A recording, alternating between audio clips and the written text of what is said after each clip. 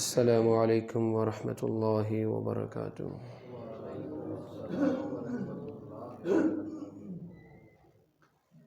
ان الحمد للہ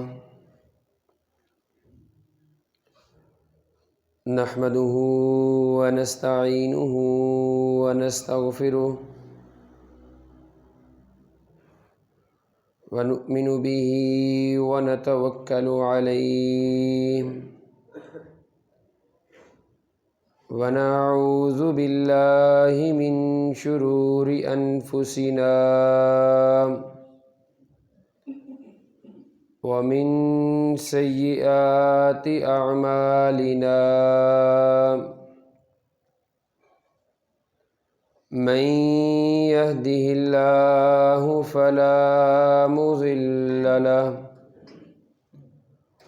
ومن يضلله فلا هادي له وأشهد أن لا إله إلا الله وحده لا شريك له وأشهد أن محمدًا عبده ورسوله يا أيها الذين آمنوا اتقوا الله حق تقاته ولا تموتن إلا وأنتم مسلمون يا أيها الناس اتقوا ربكم الذي خلقكم من نفس واحدة وخلق منها زوجها وبث منهما رجالا كثيرا ونساء واتقوا الله الذي تساءلون به والأرحام إن الله كان عليكم رقيبا يا أيها الذين آمنوا اتقوا الله وقولوا قولا سديدا يصلح لكم أعمالكم ويغفر لكم ذنوبكم ومن يطع الله ورسوله فقد فاز فوزا عظيما أما بعد فإن أصدق الحديث كتاب الله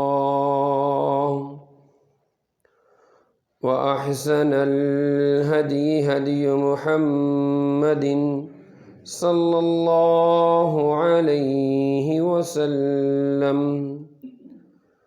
وشر الأمور محدثاتها وكل محدثة بدعة وكل بدعة ضلالة وكل ضلالة في النار رب اشرح لي صدري ويسر لي أمري واحلل عقدة من لساني يفقه قولي اللهم انفعنا بما علمتنا وعلمنا ما ينفعنا وزدنا علما رب أوزعني أن أشكر نعمتك التي أنعمت علي وعلى والدي وأن أعمل صالحا ترضاه وأصلح لي في ذريتي إني تبت إليك وإني من المسلمين فأعوذ بالله السميع العليم وبوجهه الكريم وسلطانه القديم من الشيطان الرجيم بسم الله الرحمن الرحيم من جاء بالحسنة فله خير منها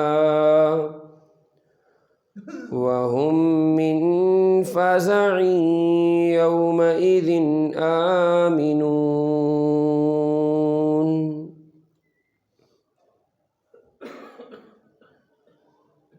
تمام تر عیوب اور نقائص سے پاک تمام تعریفات عبادات اللہ احکم الحاکمین کے لیے ہیں، جو اس پوری کائنات کا نظام چلا رہا ہے۔ وہ خالق ہے، مالک ہے، رازق ہے، داتا ہے، دستگیر ہے، بگڑیاں بنانے والا ہے۔ انگنت لا تعداد بے شمار بے حد و حساب درود و سلام ہوں امام الانبیاء سید الانبیاء نبی آخر الزمان سرور کونین احمد مجتبیٰ محمد مصطفیٰ صلی اللہ علیہ وسلم کی ذات اقدس مطہرہ پر، کہ جنہوں نے دنیا میں اللہ رب العالمین کی محبت کے بعد سب سے بہترین محبت اپنی امت سے فرمائی ہے۔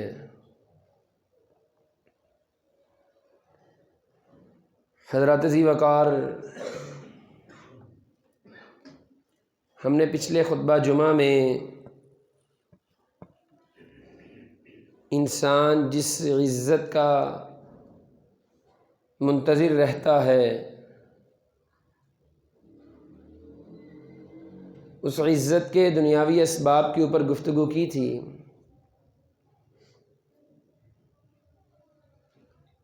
یہ بات روز روشن کی طرح آیا ہے کہ جس طرح ہمیں اللہ کے ایک ہونے پر یقین ہے، جس طرح ہمیں نبی کریم صلی اللہ علیہ وسلم کے آخری پیغمبر ہونے پر یقین ہے، اسی طرح ہمیں روز آخرت پر بھی یقین ہے۔ یہ امت محمدیہ کا خاص وصف ہے۔ اللہ رب العالمین نے مومنین کی نشانی بتائی ہے کہ ان کو روز آخرت، روز قیامت، قبر اور حشر کی زندگی پر یقین ہے۔ بلکہ قرآن مجید میں ایک جگہ اللہ رب العالمین نے یہ بات بتلائی کہ جب جہنمیوں سے پوچھا جائے گا کہ تم نے بھی زندگی گزاری، ہم نے بھی زندگی گزاری، تم بھی اسی دنیا میں تھے، ہم بھی اسی دنیا میں ہیں، ہم جنت میں ہیں، تم جہنم میں کیوں ہو؟ تو وہ آگے سے کہیں گے وَكُنَّا نُكَذِّبُ بِيَوْمِ الدِّينِ، ہم روز آخرت کے دن کو جھٹلاتے تھے۔ ہم اپنی زندگی جو گزار رہے ہیں، 1 سال کی ہے، 10 سال کی ہے، 50 سال کی ہے، 100 سال کی ہے، جتنی بھی زندگی ہے، یہ ایک محدود اور قلیل زندگی ہے۔ آپ اس کو جتنا مرضی طویل کر لیں، جہاں مرضی لے جائیں، لیکن یہ ایک مخصوص عمر کے بعد اس زندگی نے ختم ہو جانا ہے، اور اس کے بعد ہماری اصل زندگی شروع ہوگی۔ ہم نے جو اپنی زندگی میں کیا، جو 40 50 60 70 100 سال کی زندگی میں جو اعمال کیے، اللہ رب العالمین نے ان اعمال کی جزا و سزا کے لیے اگلی زندگی مقرر کر رکھی ہے،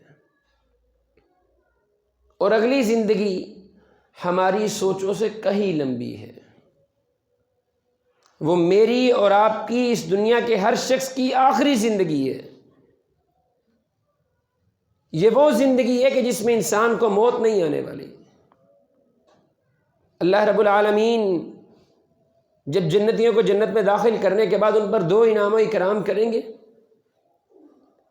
بڑے خاص انعام ہیں۔ ان میں پہلا انعام یہ ہے کہ اللہ رب العالمین ان کو اپنا دیدار فرمائیں گے۔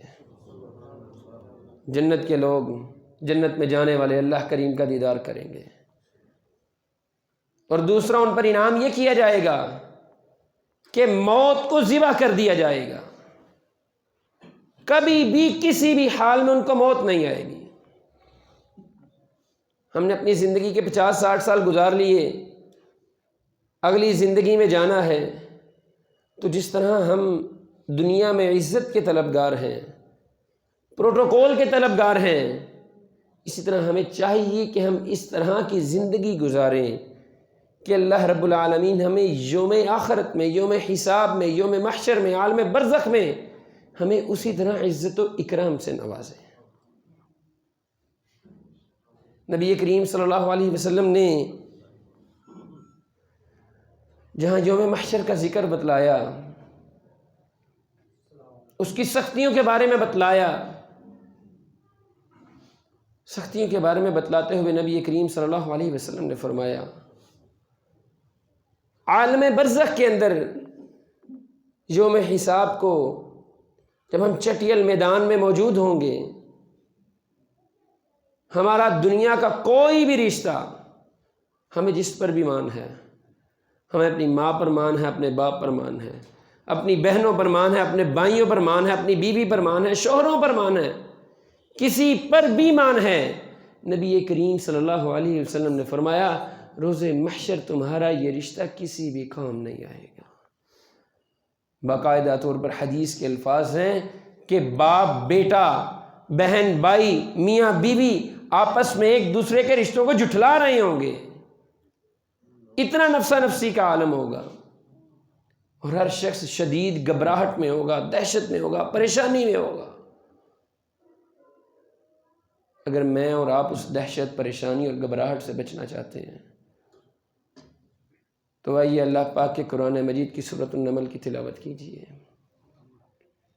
اللہ رب العالمین نے آیت نمبر 89 میں یہ بات ارشاد فرمائی ہے، من جاء بالحسنۃ فلہ خیر منہا، کہ اس روز جو لوگ، جو بندے میرے پاس آئیں گے بالحسنۃ، کس طرح؟ نیک اعمال کے ذریعے، فلہ خیر منہا، ہم ان کو ان کے اعمال کا بہترین بدلہ دیں گے۔ اور بدلے کے طور پر اللہ رب العالمین نے آگے کیا بات ارشاد فرمائی؟ وَهُم مِّن فَزَعٍ يَوْمَئِذٍ آمِنُونَ، اس روز جب ہر شخص کو گھبراہٹ ہوگی، دہشت ہوگا، خوف ہوگا، ہم اس کے دل سے گھبراہٹ، خوف اور دہشت کو ختم کر دیں گے۔ میرے اور آپ کی، ہم سب کے اعمال صالحہ کا پہلا انعام عالم برزخ کا پہلی سٹیج ہے، میدان میں کھڑے ہیں، پریشانی ہے، گھبراہٹ ہے، جس کے پاس نیک اعمال ہیں، اللہ رب العالمین نے ذمہ داری لی ہے کہ اس کے نیک اعمال کا بہترین اجر دیں گے اور اس کو گھبراہٹ اور خوف سے بری ذمہ قرار دے دیں گے۔ اس کے بعد دوسری منزل ہے، ہر بندہ سائے کا متلاشی ہوگا، اور اس روز یاد رکھیے اللہ رب العالمین کے عرش کے سائے کے علاوہ کوئی سایہ نہیں ہوگا۔ 7 قسم کے افراد ہیں جن کے بارے میں اللہ رب العالمین نے فرمایا میرے عرش کا سایہ ان کو ملے گا، اور ان 7 قسم کے افراد میں سے چاہیے کہ ہم بے شمار وہ اعمال کریں کہ ہم نبی کریم صلی اللہ علیہ وسلم کے بتلائے ہوئے فرامین کے مطابق اللہ رب العالمین کے عرش کا سایہ حاصل کر سکیں۔ جب یہ حدیث کسی شخص کو بتلائی جاتی ہے، نبی کریم صلی اللہ علیہ وسلم کا فرمان ہے عادل حاکم، انصاف کرنے والا حاکم ہو، تو سب سے پہلے آدمی یہ بات کہتا ہے جی ہم اس حدیث سے مبرہ ہیں، یہ حکمرانوں کے لیے ہے، ہمارے لیے نہیں ہے۔ نبی کریم صلی اللہ علیہ وسلم نے اس کے اگلے مرحلوں میں کیا بات بتلائی؟ آپ نے فرمایا وَشَابٌ نِّشَاءٌ فِي الْمَسْجِدِ، وہ نوجوان آدمی، نوجوان لڑکا، جوان جس نے اپنی ساری جوانی اللہ رب العالمین کی بندگی میں گزار دی، اللہ رب العالمین اس کو اپنے عرش کا سایہ نصیب فرمائیں گے۔ اگر یہ نہیں ہو سکا، تیسرا کام کیا ہے؟ وَرَجُلٌ مُعَلَّقٌ فِي الْمَسَاجِدِ، ایسا آدمی کہ جس کا دل ہر حال میں مسجد کے اندر ہی اٹکا ہوا ہے، نماز پڑھ کر گیا ہے، دکان پر بیٹھا ہے، کاروبار کر رہا ہے، ملازمت کر رہا ہے، گھر میں جہاں پر بھی ہے، اگر انتظار کر رہا ہے تو اگلی نماز کا کر رہا ہے۔ عشاء پڑھ کر گیا ہے، ساری رات اس انتظار میں گزر جاتی ہے کہ میں نے صبح فجر بھی جا کر مسجد میں پڑھنی ہے، ظہر کی نماز پڑھی ہے، عصر کا انتظار کر رہا ہے، عصر پڑھی ہے، مغرب کا انتظار کر رہا ہے، مسجد میں نماز کے بعد بیٹھ جاتا ہے، اللہ کا ذکر کرتا ہے، توبہ کرتا ہے، استغفار کرتا ہے، اس کی حمد بیان کرتا ہے، جو بھی ہے۔ اللہ رب العالمین نے فرمایا جس کا دل مسجد میں اٹک گیا اس کو میں اپنے عرش کا سایہ نصیب فرما دوں گا۔ ہمارے معاشرے میں ایک گروہ ہے، اللہ کریم ان کے حالوں پر رحم فرمائے، وہ بڑی عجیب و غریب باتیں کر جاتے ہیں۔ سب سے بڑی بات یہ ہے کہ وہ دینی علم سے ناواقف ہیں، ان کو پتہ نہیں ہے کہ یہ دین کیا ہے، یہ اسلام کیا ہے۔ نبی کریم صلی اللہ علیہ وسلم کو اللہ رب العالمین نے اس دنیا میں مبعوث فرمایا، اس کا مقصد کیا ہے؟ اگر ہم نے اور آپ نے اپنے ماتھے پر مسلمان کا لیبل لگایا تو وہ کس لیے لگایا ہے؟ ہم اگر لا الہ الا اللہ پڑھتے ہیں تو کیوں پڑھتے ہیں؟ جب ان کو اس بات کا معلوم نہیں نہ ہوتا تو اللہ کریم انہیں معاف فرمائے، ان کی زبان سے بہت غلط باتیں نکلتی ہیں۔ ایک صاحب کو کہا جائے گا آئیے عصر کی نماز پڑھیے، وہ آگے سے کہے گا ابھی تو میں ظہر کی پڑھ کر آیا ہوں۔ یہ وہ مومن کا دل نہیں ہے جو اس کو عرش کے سائے کے نیچے لے کر جائے گا۔ مومن کا دل کیا ہے کہ وہ ہر لمحے ہر حال میں اپنی گھڑی پر اپنے وقت پر نگاہ رکھے ہوئے ہے کہ کب مجھے نماز کا بلاوا آئے اور میں مسجد میں چلا جاؤں۔ جس شخص کا دل اس طرح کا اٹکا ہوا ہے، معلق فی المساجد، مسجدوں کے اندر جس کا دل اٹکا ہوا ہے، اللہ رب العالمین اس کو اپنے عرش کا سایہ نصیب فرمائیں گے۔ اور پھر آگے وَرَجُلَانِ مُحِبَّانِ فِي اللَّهِ، وہ دو لوگ جو اپنے کسی مسلمان بھائی سے محبت کرتے ہیں، کس لیے؟ فی اللہ، صرف اللہ کے لیے۔ وہ جب ملتے ہیں تو اللہ کے لیے ملتے ہیں، جب جدا ہوتے ہیں تو اللہ کے لیے جدا ہوتے ہیں۔ ان کے دل میں نہ کسی قسم کا کوئی مقصد ہے، ان کے دل میں کسی قسم کا کوئی ایسی ڈیمانڈ نہیں ہے جو وہ اس سے پوری کروانا چاہتے ہوں۔ وہ بالکل صاف صرف اس لیے ملنا چاہتے ہیں کہ وہ مسلمان بھائی ہے، میں اللہ کے لیے محبت کرتا ہوں۔ حدیث رسول صلی اللہ علیہ وسلم ہے جب کوئی بندہ اپنے کسی دوسرے مسلمان بھائی سے، کوئی عورت اپنی بہن سے ملنے جاتی ہے اس لیے کہ اللہ کے لیے اس سے محبت کرے، اس کو رستے میں ایک فرشتہ ملتا ہے انسانی روپ میں، اس سے پوچھا جاتا ہے کہاں جا رہے ہو؟ وہ کہتا ہے میں فلاں جگہ پر فلاں شخص کے پاس، فلاں عورت کے پاس جا رہا ہوں۔ کس لیے؟ جی اللہ کے لیے، مجھے اس سے محبت ہے، میں اس سے ملنے جا رہا ہوں۔ حدیث کے الفاظ ہیں، وہ کہتا ہے تو اللہ کے لیے اس سے ملنے جا رہا ہے، اللہ کے لیے اس سے محبت رکھتا ہے، اللہ بھی تجھ سے محبت رکھ رہا ہے۔ ہم نے تو اپنے رشتوں کو پامال کیا ہے نا، ان کو چیلنج کیا، ان کو ٹٹولا، اپنی دنیاوی طاقت اور غرور میں آ کر ان کو روندا اور دنیا کو بتلایا کہ ہماری عزت اور مقام کیا ہے، ہمارے پاس یہ جو منصب ہے، ہمارے پاس یہ جو سہولیات ہیں، یہ کس لیے ہیں؟ ہم نے اپنے غرور اور تکبر میں آ کر لوگوں کو یہ بات دکھلائی، لیکن یاد رکھیے وہ عاجزی جو مجھے اور آپ کو دوسرے مسلمان بھائی سے، عورت کو دوسری مسلمان عورت سے اللہ کے لیے محبت والا بنا دے، اللہ رب العالمین اس کو اپنے عرش کا سایہ نصیب فرما دیتے ہیں۔ تھوڑا سا آگے بڑھیے، ہماری نوجوان نسل، اللہ کریم اس کے حال پر بڑا رحم فرمائے، اللہ اس کو حیادار پاک دامن بنائے۔ نبی کریم صلی اللہ علیہ وسلم نے فرمایا ایک نوجوان حسین عورت، جاہ و جلال اس کے پاس ہے، منصب اس کے پاس ہے، حسن اس کے پاس ہے، جوانی اس کے پاس ہے، وہ کسی شخص کو دعوت گناہ دیتی ہے، اور وہ شخص آگے سے کیا کہہ دیتا ہے؟ انی اخاف اللہ، میں اللہ سے ڈر گیا۔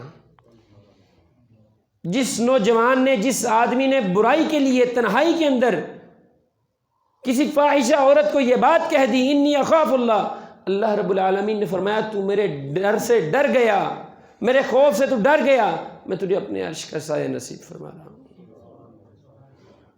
ہم اتنے بے حیائی کے دور میں جی رہے ہیں، اللہ کریم ہمیں معاف فرمائے۔ ہم لوگ لغویات کے لیے، فواحشات کے لیے موقع ڈھونڈتے ہیں۔ ہم نے اپنے بازاروں کا، اپنے تعلیمی اداروں کا، اپنے خاندانوں کا ماحول اس قسم کا بنا رکھا ہے کہ ہم ہر لمحہ، ہر قدم اس فاحش کے اندر گزر رہے ہیں۔ اور یہ جو نوجوان لڑکے لڑکیاں ہیں، یہ جب ان کاموں کی طرف رجحان کرتے ہیں تو افسوس کی بات یہ ہے کہ ان کو انی اخاف اللہ بھول جاتا ہے۔ چھٹا کام جو مجھے اور آپ کو روز محشر عزت والی مقام اللہ کے عرش کا سایہ دے گا، وہ میری اور آپ کی ہر شخص کی طاقت کے اندر ہے۔ صدقہ اس طرح کرنا، عن الیمین وعن الشمال، دائیں ہاتھ سے تم صدقہ کرتے ہو اور بائیں ہاتھ کو خبر بھی نہیں ہوتی، اتنی خاموشی کے ساتھ صدقہ۔ ہمارے تو یہاں فیشن ہے نا، اعلان کر جی فلاں صاحب نے اتنے، فلاں صاحب نے اتنے، جی میرے اتنے رکھ لیں، میرے اتنے لکھ لیں، میں نے فلاں کی یہ خدمت کی، میں نے فلاں کی یہ ضرورت پوری کی۔ جس نے صدقہ اس طرح کیا کہ اس کے دائیں سے بائیں ہاتھ کو بھی خبر نہیں ہوئی، اللہ رب العالمین اس کو بھی عرش کا سایہ نصیب فرمائیں گے۔ اور ساتواں شخص جس کے بارے میں آپ کو پچھلے جمعے میں بتایا تھا، جو رات کو تنہائیوں میں اٹھتا ہے اللہ کی بارگاہ میں، اس سے توبہ و استغفار کرتا ہے اور آنکھوں سے آنسو بہہ جاتے ہیں۔ یہ جو 7 افراد ہیں، اللہ رب العالمین ان کو روز قیامت کا جو سٹیج لگا ہوگا نا، آج ہم منتظر ہوتے ہیں، کس چیز کے منتظر ہوتے ہیں؟ ہم فلاں کانفرنس میں جا رہے ہیں، فلاں فنکشن میں جا رہے ہیں، ہم سامنے بیٹھے ہیں اور ہمیں سامنے سٹیج سے آواز دے کر سٹیج پر بلایا جائے۔ ہم اس عزت کے لیے، اس رسپیکٹ کے لیے دنیا میں کچھ بھی کر جاتے ہیں۔ وہ جس دنیا کا سب سے بڑا سٹیج میرے مالک نے روز محشر لگانا ہے، وہ میرے اور آپ کے لیے لگ سکتا ہے۔ اگر ہم ان نیک اعمال کو اپنائیں تو ہمیں بھی عرش معلیٰ سے آواز آ سکتی ہے۔ اس دنیا کی ساری مخلوقات، سیدنا آدم سے لے کر روز محشر تک جتنی بھی ہیں، جتنے بھی انسان ہیں، وہ اس میدان میں موجود ہوں گے، اور اس میدان میں اگر کوئی عرش کے سائے کے نیچے جائے گا تو ہم اور آپ نیک عمل کے ذریعے جائیں گے۔ یہ اللہ کریم کی، نبی کریم صلی اللہ علیہ وسلم سے محبت تھی کہ آپ نے اپنے آخری پیغمبر کی امت کو یہ سہولیات دی ہیں۔ اس سے پہلے کسی نبی کی امت کو یہ سہولیات میسر نہیں ہے۔ عزت کا مقام، اس کے بعد اگلا مقام آ جاتا ہے۔ ہم نے نیک اعمال کیے، گھبراہٹ ختم ہو گئی۔ ہم نے 7 اعمال میں سے کوئی عمل اپنایا، اللہ نے عرش کا سایہ دے دیا۔ اس کے بعد جس طرح ہم دنیا میں کوشش کرتے ہیں نا، ہمارا اس کے ساتھ تعلق ہو وہ بندہ کاروباری ہے، ہمارا ان صاحب کے ساتھ تعلق ہو وہ بندہ اونچا ہے، منصب والا ہے، وہ فلاں مولوی صاحب بڑے اونچے ہیں، ہماری ان مولوی صاحب کے ساتھ سلام تو ہونی چاہیے، ہم نے ان کے ساتھ ساتھ رہنا ہے۔ یہی جذبہ ہمیں آخرت میں بھی چاہیے۔ نبی کریم صلی اللہ علیہ وسلم سے پوچھا گیا تاجروں کے بارے میں، سوال کیا جاتا ہے تاجر کے بارے میں کیا احکامات ہیں، وہ کون سی خوبیاں ہیں جو اس کو دنیا کے اندر اور آخرت کے اندر بہترین کامیابی دلا سکتی ہیں۔ صحیح البخاری کی حدیث ہے، نبی کریم صلی اللہ علیہ وسلم نے فرمایا جس تاجر کے اندر 2 چیزیں ہوں، پہلی چیز سچ بولنا، دوسری چیز ایمانداری، یہ 2 چیزیں اگر آپ میں یا مجھ میں موجود ہیں یا کسی بھی شخص میں موجود ہیں، نبی کریم صلی اللہ علیہ وسلم نے فرمایا، صحیح مسلم کی روایت ہے، وہ تاجر روز قیامت انبیاء، صدیقین اور شہداء کے ساتھ ہوگا۔ ہمیں ساتھ بھی چاہیے، ہر حال میں چاہیے، ہمیں وہ اعمال بھی کرنے چاہیے کہ جو ہمیں انبیاء کرام علیہ السلام کا ساتھ دے، صدیقین لوگوں کا ساتھ دے، شہداء لوگوں کا ساتھ دے۔ اور پھر آگے بڑھیں تھوڑا سا، جس طرح ہم دنیا میں متلاشی ہیں کہ ہماری شناخت دور سے ہونی چاہیے، ہم اس طرف سے آ رہے ہیں، پتہ لگا کہ جی فلاں قاری صاحب آ رہے ہیں، فلاں علامہ صاحب آ رہے ہیں، فلاں حاجی صاحب آ رہے ہیں، اسی طرح ہمیں دنیا میں بھی آخرت میں اس طرح پہچان بنانے کے لیے کوشش کرنی چاہیے۔ وہ کس طرح؟ نبی کریم صلی اللہ علیہ وسلم اپنی امت کو 5 کلیان روشن ہونے کی وجہ سے پہچانیں گے۔ امت کے 5 کلیان وہ روشن ہوں گے، نبی کریم صلی اللہ علیہ وسلم دور سے پہچانیں گے یہ میری امت ہے۔ وہ جن کی پہچاننے کے لیے ہم اس دنیا میں محنت کر رہے ہیں، ہم نیک اعمال کر رہے ہیں، عبادات کر رہے ہیں، اللہ کریم راضی ہو، نبی کریم صلی اللہ علیہ وسلم کی ساتھ ملے، ان کی شفاعت ملے، اس کے لیے ہمیں چاہیے کہ ہم دنیا میں کوئی بھی نماز ایسی نہ ہو جس کے لیے ہم وضو نہ کریں۔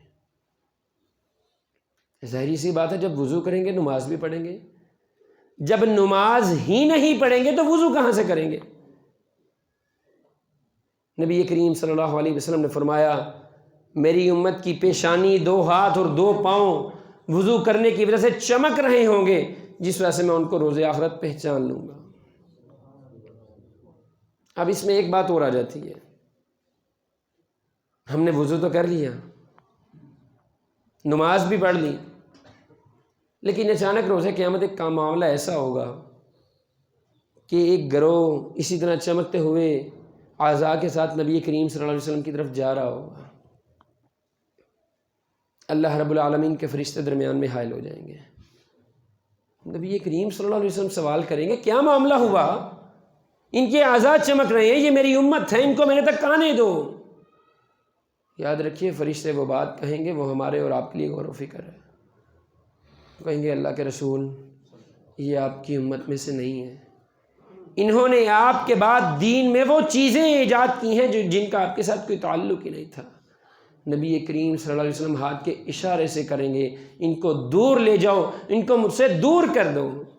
اگر ہم نماز پڑھیں تو نبی کریم صلی اللہ علیہ وسلم کے طریقے کے مطابق پڑھنی ہے، اگر ہم عبادات کر رہے ہیں تو اس طرح کرنی ہے جس طرح نبی کریم صلی اللہ علیہ وسلم نے کی ہیں۔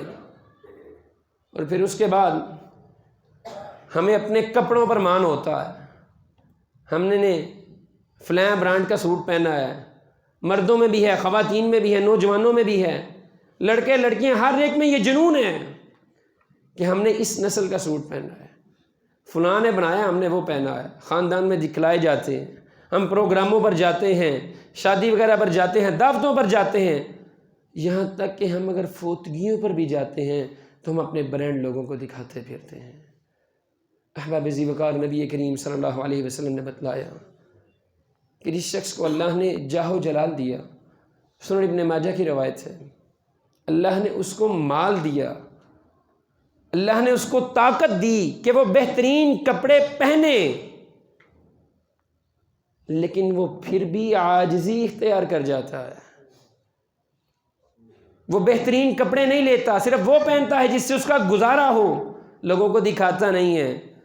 روز قیامت اللہ رب العالمین اس کو سب کے سامنے بلائیں گے اور بتلائیں گے یہ سب ایمان والوں کے لباس لگے ہیں، جون سا لباس پسند ہے پہن لو۔ بہترین لباس مل گیا، گھبراہٹ ختم ہو گئی ہے، عرش کا سایہ مل گیا ہے، انبیاء صدیقین شہداء کا ساتھ مل گیا ہے۔ جس شخص کو یہ چیزیں مل جائیں، امام ابن تیمیہ رحمہ اللہ تعالیٰ علیہ کہتے ہیں وہ جنت میں چلا جائے گا۔ ہم دنیا میں بھی تو انہی چیزوں کے پیچھے بھاگتے ہیں نا، کہ ہمیں یہ مل جائے وہ مل جائے، اور کوئی مقصد نہیں ہے۔ اور اگر انبیاء صدیقین شہداء کا ساتھ میں اور آپ پانا چاہتے ہیں، نبی کریم صلی اللہ علیہ وسلم کے پاس ایک صحابی رسول آتے ہیں، صحیح مسلم کی روایت ہے، سیدنا عامر بن مرہ جہنی رضی اللہ تعالی عنہ اس حدیث کے راوی ہیں۔ وہ کہتے ہیں نبی کریم صلی اللہ علیہ وسلم کے پاس ایک شخص آیا، وہ کہتا ہے اللہ کے رسول میں 4 کام کرتا ہوں، میں گواہی دیتا ہوں آپ اللہ کے رسول ہیں، آپ پر ایمان ہے، آپ کے بعد کوئی پیغمبر نہیں، اللہ پر یقین ہے۔ ارکان اسلام، میں 5 نمازیں پڑھتا ہوں، میں زکوٰۃ ادا کرتا ہوں، میں روزے رکھتا ہوں، راتوں کو اٹھ کر قیام کرتا ہوں، فمن انت، مجھے اس کا کیا ملے گا؟ نبی کریم صلی اللہ علیہ وسلم نے اس کو فرمایا اگر تو ان پر عمل کر لے تو تجھے بھی اللہ رب العالمین روز محشر انبیاء اور صدیقین اور صالحین کا ساتھ عطا فرما دیں گے۔ کچھ چیزیں ایسی ہیں ہمارے گروہوں میں جن کو ہم نے صرف 1 مہینے کے لیے رکھا ہوا ہے، ان میں اگر دیکھا جائے تو سر فہرست قرآن ہے۔ اللہ کریم سے توبہ و استغفار کریں، بے شمار گھرانے ایسے ہیں جن میں رمضان المبارک کے علاوہ قرآن مجید نہیں کھولا جاتا، اور اللہ رب العالمین کو یہ کتنا پسند ہے، یہ کتنا پسند ہے۔ ساتھ اماں جان روایت بیان کرتی ہیں، صحیح مسلم کی 728 نمبر حدیث ہے، کہتی ہیں نبی کریم صلی اللہ علیہ وسلم نے فرمایا الماہر بالقرآن مع السفرۃ الکرام البررہ، ماہر قرآن جو بہترین آواز کے ساتھ، بہترین ادائیگی کے ساتھ، بہترین تلفظ کے ساتھ آرام آرام سے قرآن مجید پڑھتا ہے، اللہ رب العالمین اس کو روز محشر نیک لوگوں کا اور کاتب فرشتوں کا ساتھ عطا فرماتے ہیں۔ قرآن مجید تو سب پڑھتے ہیں، لیکن اس طرح پڑھا جائے کہ اس کے ہر تلفظ کو بہترین طریقے سے ادا کیا جائے، بہترین آواز کے ساتھ پڑھا جائے، شوق کے ساتھ پڑھا جائے۔ اور پھر آگے آپ نے ایک اور بات بتلائی کہ اگر کوئی ایسا نہیں کر پاتا لیکن وہ کوشش ضرور کر رہا ہے، یتتع حدیث کے الفاظ ہیں، وہ پڑھ رہا ہے لیکن وہ اٹک رہا ہے، وَهُوَ شَاقٌ عَلَيْهِ، اس کو مشکل پیش آ رہی ہے، نبی کریم صلی اللہ علیہ وسلم نے فرمایا اس کا اس طرح قرآن پڑھنا اللہ رب العالمین دوہرے اجر میں لکھ دیتے ہیں۔ اگر ہمیں دنیا میں یہی چیزیں ڈھونڈتے ہیں، ہمیں عزت کہاں سے ملے گی، ہمیں اچھی جگہ کہاں سے ملے گی، ہمیں ساتھ کس شخص کا ملے گا، ہماری ضروریات کون پوری کرے گا، عورتوں کی طلب نہیں نا، ہاں ایک طلب مردوں میں پائی جاتی ہے، اور وہ طلب ہے نکاح کی۔ یاد رکھیے اللہ رب العالمین نے اس کے لیے بھی آپ پر انعام و اکرام رکھا ہے۔ ہم لوگ غصے میں بہت کچھ ایسا کر جاتے ہیں جو ہمیں شرعی طور پر بالکل نہیں کرنا چاہیے۔ ہاں غصہ ہماری عقل کو کھا جاتا ہے، ہم وہ دینی عوامل پر غور ہی نہیں کرتے جو ہمیں کرنے کا حکم دیا گیا ہے، ہم فیصلے کر لیتے ہیں، بعد میں پچھتاتے رہتے ہیں، لیکن پتہ لگتا ہے وہ غصے میں کیا جاتا ہے۔ صحیح البخاری کی حدیث سے نبی کریم صلی اللہ علیہ وسلم نے فرمایا جس شخص کو غصہ آ گیا اور وہ اس بات پر قادر ہے کہ وہ اپنا غصہ اتار لے، اور وہ اتار بھی سکتا ہے، لیکن وہ اپنے غصے کو بجھا دیتا ہے، اتارتا نہیں ہے، برداشت کر لیتا ہے، خاموش ہو جاتا ہے، اللہ رب العالمین اس کو روزے قیامت بلائیں گے اپنے پاس۔ انعام دیکھیے گا، ہم اس کے پیچھے ہی بھاگتے ہیں۔ اللہ رب العالمین روزے قیامت اس کو اپنے پاس بلائیں گے اور اس کو بتلائیں گے تو نے دنیا کے اندر یہ نیکی کی، تو نے میرے لیے اپنے غصے پر قابو رکھا، جا آج میں تجھے اختیار دیتا ہوں، یہ ساری جنت کی حوریں کھڑی ہوئی ہیں، جو حور تجھے سب سے بہتر لگتی ہے اس کو پسند کر کر اپنا لے۔ صاحب ذی وقار انسان دنیا کے اندر بدعمالیاں کرتا ہے، گناہ کرتا ہے، اعمال صالحہ سے دور رہتا ہے، اور وہ کام کر جاتا ہے جو شرعاً بالکل بھی درست نہیں ہے۔ اگر ہم ان 6 چیزوں کو اپناتے ہیں تو یاد رکھیے ہماری عالم برزخ کی زندگی بہت بہترین ہے، اور ہمیں یہ لازمی اپنانی چاہیے، کیونکہ یہی میری اور آپ کی زندگی کا مقصد ہے۔ اقول قولی ھذا استغفر اللہ لی ولکم۔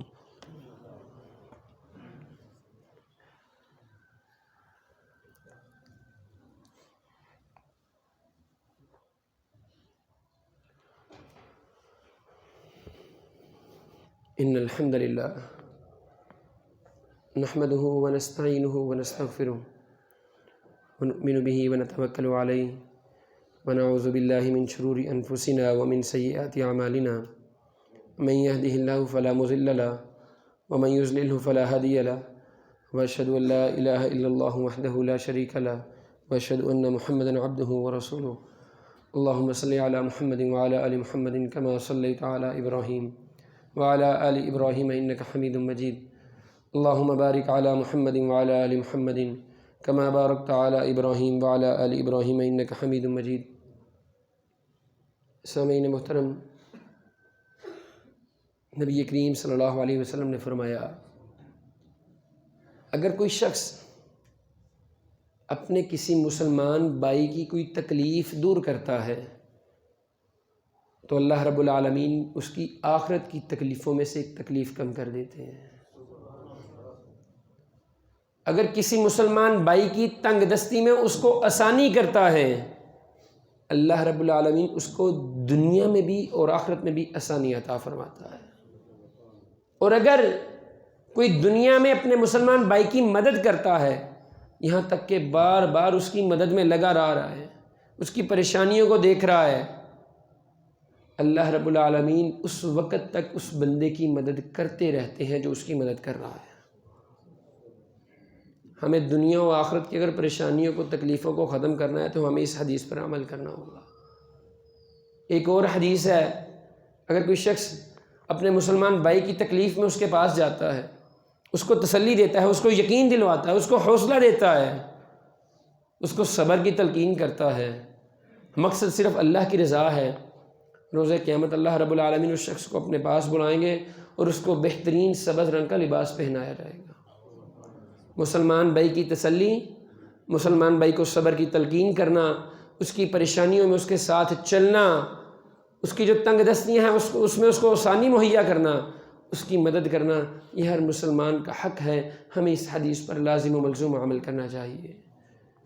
ہمارے ایک ساتھی ہیں، ان کی بیٹی 2 یوم قبل چھت سے گر کر انتقال فرما گئی ہے، اس کے لیے اللہ سے خاص دعا فرمائیں، اللہ کریم ان کو صبر جمیل عطا فرمائے۔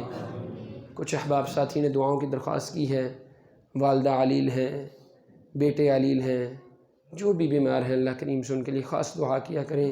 یہیں پر نہیں، جہاں آپ بعد میں بھی اللہ سے دعا کرتے ہیں وہاں بھی اللہ سے مسلمانوں کی خیر و عافیت کی دعا مانگیں، ان کی صحت و بھلائی کی دعا مانگیں۔ آپ ان کی دعا مانگیں گے، آپ کے لیے فرشتے دعا مانگیں گے۔ اللہ کریم سے دعا ہے، اللہ کریم جتنے لوگ بیمار ہیں، پریشان ہیں، اللہ کریم ان کو صحت کاملہ عاجلہ عطا فرما۔ اللہ کریم لوگوں کی پریشانیوں کو دور فرما۔ میرے مالک تیرے جو بندے اس دنیا سے جا چکے ہیں، اللہ کریم ان کی قبروں کو ٹھنڈا فرما۔ اللہ کریم وارثین کو صبر جمیل عطا فرما۔ اللہ کریم ہمارے والدین کے حالوں پر رحم فرما۔ اللہ کریم یہ جو بزرگ بیٹھے ہیں، سفید باریش داڑھیوں والے ہیں، اللہ کریم تجھے ان سے حیا آتی ہے، اللہ کریم ان کی دلی حاجات کو پورا فرما۔ اللہ کریم ان کی پریشانیوں کو دور فرما۔ اللہ کریم جو والدین اولاد کے نیک رشتوں کی طرف سے پریشان ہیں، اللہ کریم ان کو صالح رشتے عطا فرما۔ اللہ کریم ہمیں حلال رزق کمانے کی توفیق عطا فرما۔ اللہ کریم جو لوگ قرض کی طرف سے پریشان ہیں ان کے لیے قرض کی ادائیگی آسان فرما۔ اللہ کریم ہمارے حلال کاروبار میں برکتیں عطا فرما۔ اللہ کریم جو لوگ ملازمتوں کے حصول کے لیے پریشان ہیں ان کی پریشانیوں کو دور فرما۔ اللہ کریم جو لوگ جس بھی حال میں، جس بھی پریشانی کے لیے تیری بارگاہ میں، اللہ کریم ان کی پریشانی کو دور فرما۔ میرا مالک ہم تیرے ہی بندے ہیں، تجھے ہی سے مانگتے ہیں، تجھے ہی سے مانگیں گے۔ اللہ کریم ہماری دعاؤں کو قبول فرما۔ اللہ کریم ہماری غلطیوں کوتاہیوں کو معاف فرما۔ اللہ کریم ہمیں 5 وقتہ نماز باجماعت پڑھنے کی توفیق عطا فرما۔ اللہ کریم ہمیں ایسا بنا کہ ہم تجھ کو پسند آ جائیں۔ اللہ کریم ہمیں اپنی رضا پر راضی رہنے والا بنا۔ میرا مالک ہماری دعاؤں کو قبول فرما۔ یا قاضی الحاجات اقض حاجاتنا وحاجات المسلمین، یا شافی الامراض اشف مرضنا ومرضى المسلمین، اذهب البأس رب الناس واشف انت الشافی لا شفاء الا شفاؤك شفاء لا يغادر سقما۔